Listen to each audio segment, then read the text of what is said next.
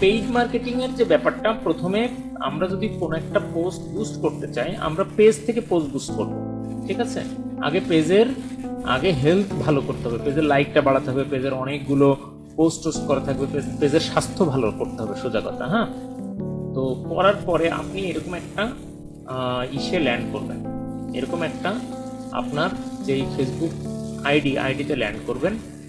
Land করার পর এখানে সি মোরে যদি ক্লিক করেন, তাহলে কিন্তু এখানে দেখতে পাবেন অ্যাডস ম্যানেজার বলে একটা অপশন আছে, ঠিক আছে? এখন আমরা কিভাবে ফেসবুকে পোস্ট বুস্ট করতে হয় সেটা আমরা দেখছি।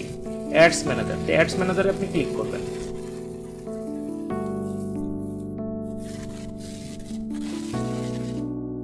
অ্যাডস ম্যানেজারে ক্লিক করার পরে এরকম একটা ইন্টারফেস আসবে, ঠিক আছে?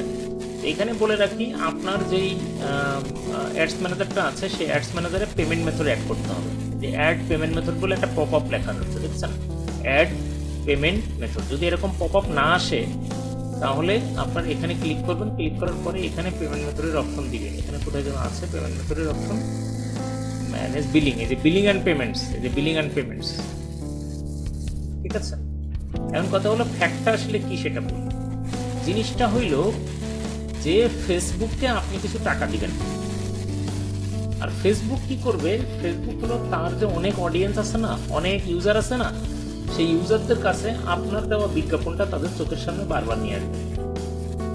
এই হলো লেনদেনটা, সোজা বাংলায় বলে দিলাম। আমি আবারও বলি, ফেসবুক কর্তৃপক্ষকে আপনি কিছু টাকা দিবেন।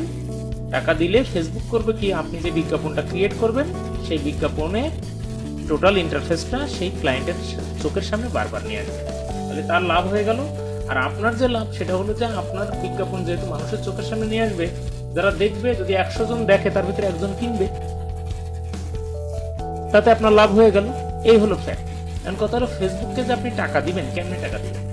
ফেসবুক কি টাকা বুঝে না টাকা নেয়? ফেসবুক তো চাই ডলার। ডলার যদি পে করতে চান, তখন আবার আপনার লাগবে হলো একটি dual currency card. Dual currency card, dual currency কার্ডটা কি? Dual currency, dual currency card, dual currency debit card, EBL, EBL.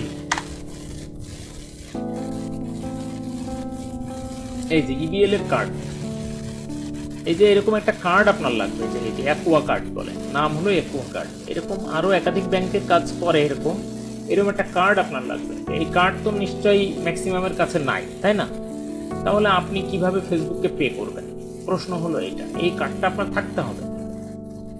এই কার্ডটা পেতে হলে কি করতে হবে সেটা বলি। একটি পাসপোর্ট নেবেন, একটা পাসপোর্ট নেবেন, নিয়ে আপনি এই eastern bank limited PLC, eastern bank পিএলসিতে আপনি যাবেন, ইস্টার্ন ব্যাংকে যাবেন। এটা ইসলামী ব্যাংকেও দেয়, ইস্টার্ন ব্যাংকও দেয়। হ্যাঁ, সবচেয়ে ভালো ইস্টার্ন ব্যাংক। ইস্টার্ন ব্যাংকে যাবেন, যাওয়ার পরে বলবেন, এই হলো আমার পাসপোর্ট, আমি একটি ডুয়েল কারেন্সি কার্ড নিতে চাই। কি করবেন? বলবেন যে ফেসবুকে বুস্ট করবো, ফেসবুকে ক্যাম্পেইন চালাবো, এই কারণে আমার একটা ডুয়েল কারেন্সি কার্ড প্রয়োজন। তো তারপরে তারা এটা ওই কিছু একটা ফর্ম দিবে, সেই ফর্মে এই যে পাসপোর্টের যেই ফটোকপি আছে, ফটোকপিটা জমা নিবে, আরও কিছু তথ্যগুলো অ্যাকাউন্ট করার মতন কিছু তথ্য নিবে, নিয়ে বলবে যে আপনি 3 দিন বা 4 দিন বা 5 দিন পরে আসেন। একটা সময় ছিল 1 ঘন্টার মধ্যে দিয়ে দিত, এখন 3-4 দিন পরে আসতে বলে। তো যাবেন, যাওয়ার পরে 3-4 দিন পরে যখন যাবেন, তখন আপনাকে আরও এক জায়গায় সাইন নিয়ে আপনার কাছে ওই কার্ডটা দিয়ে দেবে। এই হয়ে গেল আপনার ডুয়েল কারেন্সি কার্ড। এবার আপনি ওই ব্যাংকে টাকা জমা দিবেন, দিয়ে বলবেন যে আমার এই কার্ডে ডলার ঢুকাই দেন। দিবেন আপনি টাকা, কিন্তু কার্ডে ঢুকবে ডলার। এবার এই কার্ডের এখানে যে নম্বরটা থাকে, আর কার্ডের ব্যাক সাইডেও আর একটা নম্বর থাকে, এই দুইটা নাম্বার করতে হয় কি, এইখানে যোগ করতে হয়।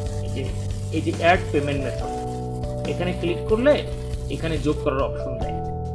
এই যে বাংলাদেশি টাকা, এই জায়গাটাতে আপনার ডলার দিতে হবে, ডলার, ইউএস ডলার দিতে হবে। হ্যাঁ, ইউএস ডলার দিতে হবে। দিলে নেক্সটে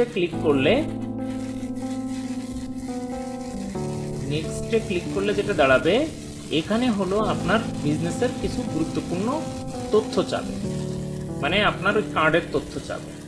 I have an add credit to claim দরকার নেই, এটা এই যে এখানে ডেবিট কার্ড আছে না, এখানে ক্লিক করার পর এখানে নেক্সটে ক্লিক করবেন। তো আমি আর নেক্সটে ক্লিক করছি না, এই যে নেক্সটে ক্লিক করার পর কার্ড নাম নেমস আছে, তা লিখবেন ইবিএল অ্যাকোয়া কার্ড লিখবেন। এবার এখানে কার্ডের নাম্বারটা দিবেন।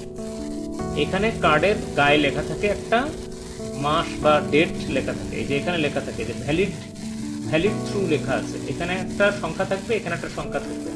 এই দুটো সংখ্যা আবার আপনি এইখানে লিখবেন, এইখানে লিখবেন। মোট 4টা সংখ্যা, এখানে দুটো সংখ্যা, এখানে দুটো সংখ্যা, এখানে লিখবেন সিভিভি নম্বর আছে। প্রত্যেকটা কার্ডের ব্যাক সাইডে একটা সিভিভি নম্বর আছে, 3টা ডিজিটের একটা নাম্বার থাকে, এটার ব্যাক সাইডে সিভিভি নম্বর।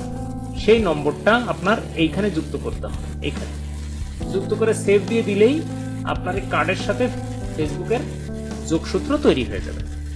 এবারে কার্ডে যে ডলারটা রেডি অবস্থায় আছে, এই রেডি থাকা অবস্থায় এখন আপনি ফেসবুক বুস্ট করলে ওখান থেকে আপনার অটোমেটিক্যালি টাকা কেটে নেবে। আশা করছি আপনারা বিষয়টা বুঝতে পেরেছেন।